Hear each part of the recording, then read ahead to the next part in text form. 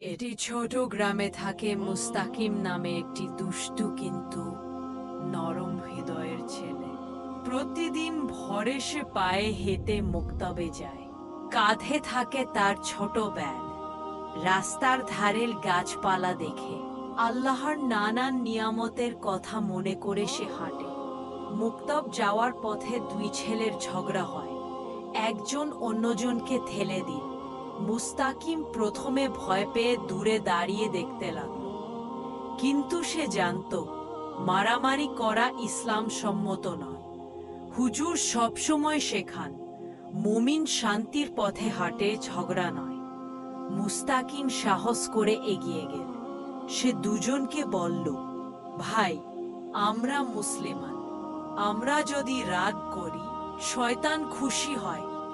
চলো সালাম দিয়ে একে অপরকে ক্ষমা করি। তার কথায় দুই ছেলে চুপ হয়ে গেল। তারা লজ্জা পেল এবং একে অপরের দিকে তাকিয়ে সালাম দিল। হুজুর মুক্তবের দরজা থেকে সব দেখছিলেন।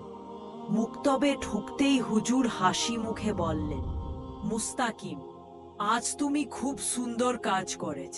যে ঝগড়া থামায় আল্লাহ তাকে ভালোবাসেন। মুস্তাকিম খুশিতে মাথা নিচু করে ঢোকে। তারপর সে আনন্দে মুক্তবে বসে কুরআন শেখা শুরু করলো।